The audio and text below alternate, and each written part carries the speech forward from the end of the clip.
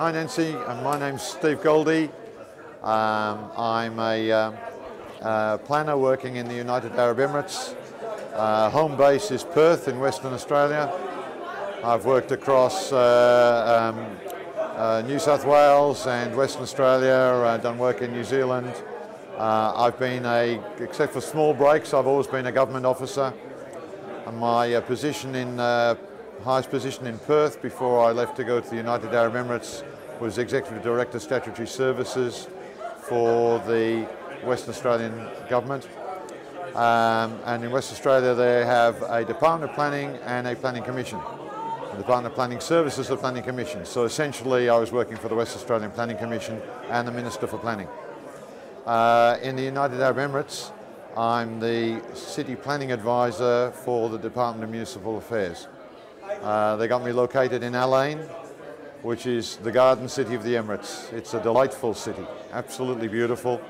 About 500,000 people, an hour and a half east of Abu Dhabi, or an hour and a half southeast of Dubai, and it's right on the border with Oman. So we have the Hajjah Mountains about 20-30 kilometres to the east of us, and the desert immediately to the west of us, and we're on the gravel plain between the two, bisected by dry wadis most of the time. It's a hot, dry climate, but don't let the climate put you off visiting us. The hottest months are through June, July, August, September. The rest of the time it's delightful, absolutely beautiful. As always, I try and learn wherever I am. One of my rules is when you stop learning, you're dead. So what have I learnt there? Firstly, as an expatriate working in an Arab Muslim country, your cultural sensitivity has to really ratchet up to a very high level. You've got to be aware of every nuance of what's going on in a meeting, and if there's even the slightest pushback to what you're talking about, you need to stop and say, are there issues here I'm not aware about? Is there something I'm missing here? If you miss it on the meeting, you've got to follow it up straight afterwards. You've got to be aware all the time that you're in a very, very different culture, and what looks simple and obvious might not be. Be professionally excellent. That's why they're paying you. They want you to know your stuff. They want you to keep up to date and really inform them. And the positive side is when they really get it and they want to do it, because it's a monarchy, it will move quickly. They'll put money into it and they will go with it once they've got it and decided to run with it. Yeah, I guess they're the main lessons. It's semi-private.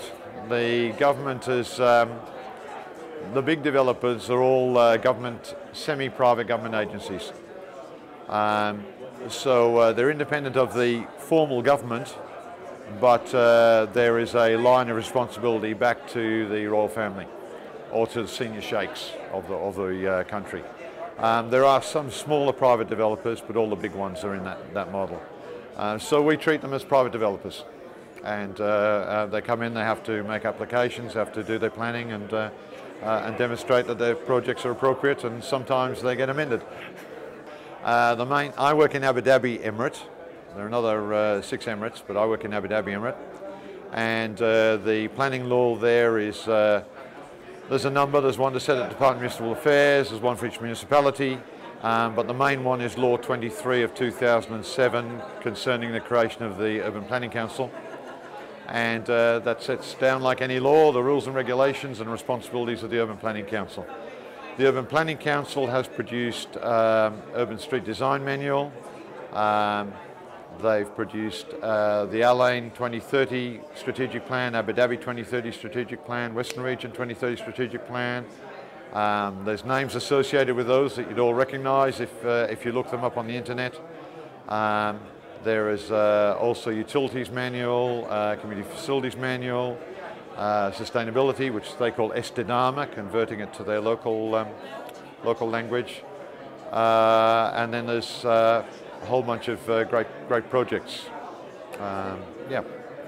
One project that's a real game changer is a United Nations coordinated program to build a railway from Sana'a, which is in the southern part of Oman, up the coast to Muscat, which is the capital of Oman, along the coast a bit further to Sohar and Fujairah, which is in the United Arab Emirates, then a network across the UAE, but out of that network heading west through Saudi and Kuwait and across Iraq to Turkey to plug all of the Arabian Peninsula into the European rail network at standard gauge is just a fantastic project. And I'm helping on the little bit that runs through our lane. Thanks, Nancy. There we go.